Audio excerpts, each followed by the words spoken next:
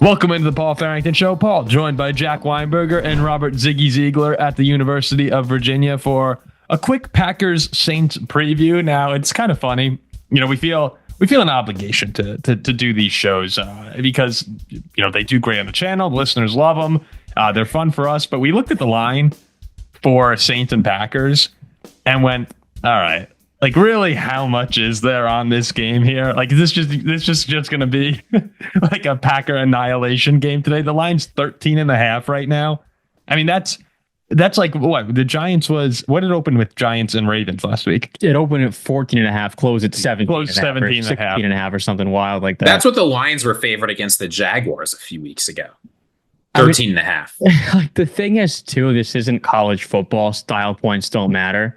Like, forget the 13.5 for Green Bay's sake.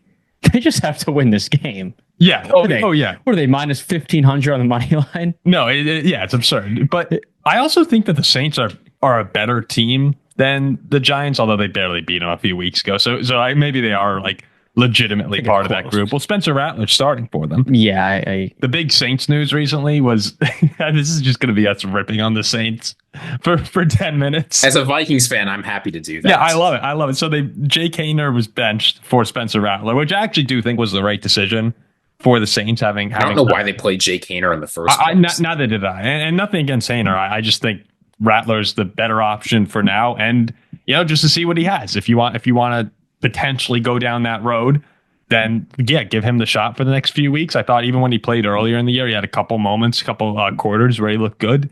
So yeah, give the keys to Rattler and let him go. The big difference of this week now from playing the Giants and you know, even this past week and playing the Commanders, I think going to Green Bay and playing in the frozen tundra on Monday Night Football, different world. You gotta give the Saints credit. I mean, they hung in there with the Commanders and had a chance to win at the end with the 2-point conversion. But it just feels like the Packers at home Monday night, rookie quarterback. I can't really see a world. Some people are saying, some experts are saying Saints are a scrappy team. It'll be close. Like I think this has blowout written all over it. I mean, well, I'll tell you. Go ahead, Jack. I was going to say, I'll tell you here, I think is the important thing for the Packers. You're right in some sense that like they should win this game and the points don't matter so much. But one of the things that's going to be really important is there are a lot of young players that have had up and down seasons on this team. Edgerrin Cooper is coming back from injury. Some of the receivers have had inconsistent weeks. So I think the big thing for the Packers is not so much, obviously they need to win this game. If they don't win this game, it's a garbage fire and we're going to have a tough show. But I think the important thing for them is it's just true, right? Like, what are we going to do? We're going on and say this Packers team sucks. They lost to the Saints. They were 13.5-point favorites. But what we don't know will happen, and what I think is really important, as they've got some huge games coming up, basically every game after this for the rest of the season, rest of the year is going to be tough and is going to be important. Trying to build a momentum, have Jordan Love continue to play good football, get guys like Edgerrin Cooper, who are coming back from injury, more involved, keep the pass rush momentum you got against Seattle. That's the most important thing for this game, is not letting the gains we saw from this team against the Seahawks fall off. Yeah, I mean, this is a quarterback, too, who played his college football in Oklahoma and South Carolina. I was going up to Green Bay Monday night. It's just what this is. It's a pro team versus a pro team. It's not Bama against Toledo, but you can't take them lightly. It's got to be foot to the gas at the start. Treat them like they're the Lions. Treat them like they're the Vikings. And if you do that, you're going to have no problem. But this team's dialed in now. A close game in Detroit. Oh, so you're back. You're back. I'm back in the Packers. Yeah, I'm back in the pack. I'm back in the pack. You learned your lesson. The same win for me in Seattle last week. I think Packer fans felt that you were more against the Packers than you really were. That you liked your gambling stuff. I just the last 3 weeks just legit thought they were going to lose in terms of what I was betting. But I do like the Packers. I like you guys, and I think you're going to blow out the Saints. But I mean, this team looks dialed in now. That was a big win in Seattle, prime time. Every win now to end this season feels like it's a huge game for the Packers. And just don't take this team lightly on your home field. That's all it comes down to. I mean, we've seen a number of teams recently struggle against opponents that we thought they were going to blow out. I mean, a lot of times you could go to the Kansas City Chiefs, but the Vikings had their struggles against the Jaguars a few weeks ago, the Lions and the Bears on Thanksgiving, division game at home, but like even the Packers playing the Bears in Chicago a few weeks ago. It's you're right. It's still the NFL, and it's a mistake to just say, if you're a Packers fan, all right, we're going to kick their ass onto Minnesota. That's the thing that can't happen. Yeah, because that's when you get caught. Especially with the Vikings looming ahead now too. Like, this is a spot where you got to go in there and take care of business. I do agree with you though. I think they will take care of business. I don't think that this Packers team last year, we talk about the run they went on and how inexperienced and how young of a team they were. They're still very young, but they do have that playoff experience now. I think they understand what it means to lock in for December and January football. Where if last year they were kind of just, dancing their way through it all, having fun. This year, you talked about it the entire offseason. The approach from the Packers has not changed. The focus has not changed on, we want to win the Super Bowl, which is everyone's goal. But how many teams are playing serious football the whole year with that single goal in mind? I think the Vikings have because of their leadership. I think the Packers have because of their leadership and what they went through last year.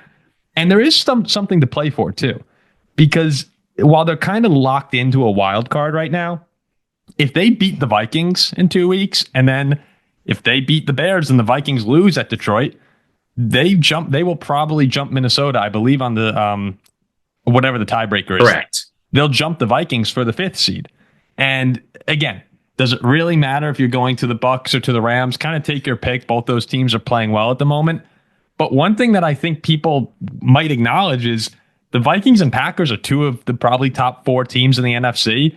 If they were to both upset Philly and Detroit in the second round, that 5th and 6th seed could wind up being extremely important. It's massive, yeah. So you still want that 5th seed. I mean, even in the wild card standings, you want to be ahead of the pack, and that's something, no pun intended, that's something that you want to do or have to do by beating the Saints. There's also that huge mental aspect, especially this late in the year, where I think losing to a team like this, where you're a huge favorite early on, is much different than now.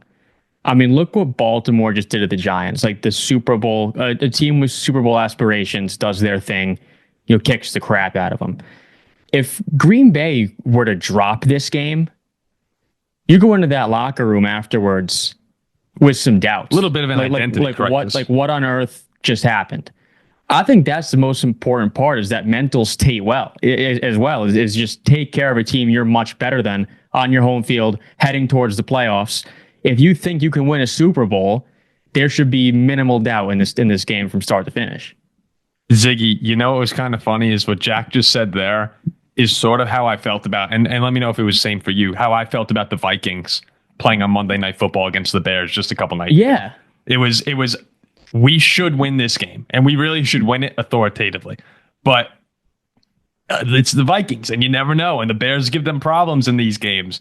And how bad would it be for our belief if Chicago came in there and beat us? And the way that the Vikings looked, our good friend Will Coots, one of my roommates from school, another big Viking fan, texted me today. I'm starting to believe. Like, I can see the path. And that's what you get when you beat up on the teams that you should, even though obviously that'll wind up breaking our hearts in a few weeks.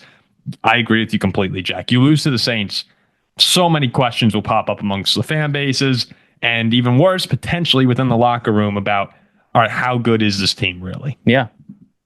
Yeah, and I think it's worth mentioning, just to give the Saints some credit here. I know they're huge dogs, but I think a lot of that is this team has looked terrible without Derek Carr. When Spencer Rattler was in last week, I mean, Jake Haener was horrible, right? They went down to halftime, down 14-0. The Commanders looked good. This Commanders defense, especially with Marshawn Lattimore, who didn't draw a single target, is not bad. The fact that Spencer Rattler came in there and made it a 1-point game at the end. What? You look confused. Wait. Lattimore is on, wasn't he traded? The Commanders. Oh, okay. Yeah, so I'm saying this Commanders defense is not terrible, especially now that Lattimore is back. Oh, my bad. He didn't draw a single target. He played well. But the fact that Rattler was able to come in there, make it a really close game towards the end, you can't overlook this team entirely. And I wonder if they're a little bit better than they look on the outside. That's what a lot of people are saying online. From my early look around of how people are predicting. It's most people think Green Bay should win comfortably, but there are a few come in and say, hey, this, like, the Saints gave the Commanders a test this weekend, and that's why you can't overlook them. And I think that's also why Green Bay won't. If it were like the Giants, I just think, all right, dumpster fire. even if you overlook the Giants, I don't think you're losing to them. That's why the first quarter and a half is so big. Like, you got to just get your lead and keep the lead. Mm-hmm. Because if New Orleans find themselves down 14-0 in the second quarter in Green Bay at night, finished. Yeah. If they're hanging around and it's halftime and we're in this game, that bodes better for the Saints than it does for Green Bay. Look, you go across the board here. If you want to look on the analytical side of things too, the Saints rank pretty low in terms of rush yards allowed per game, pass yards allowed per game. The one that they're best at, they're 14th in points per game allowed on the season. So I guess the stat that matters the most, they're good at. But while they are scrappy, if you want to say, this is not a very good Saints team, and the Packers will comfortably win. Yeah, they will comfortably. I have zero doubt either. The biggest thing is just avoiding injuries and things like that. So that's how we feel, at least as non-Packer fans, and we'll see what happens. So let us know in the comment section how you're feeling about this game. If you're enjoying these episodes, please remember to like, comment, and subscribe to the channel. We'll have a lot more coming out. We have a mailbag out this week. We have the Week 16 preview show, and then we'll be back next week with more stuff. And hey, maybe a little surprise coming out next week on the Vikings Packers preview. Ziggy might be shirtless. Ziggy might be shirtless. All right. We'll see you guys there. Bye-bye.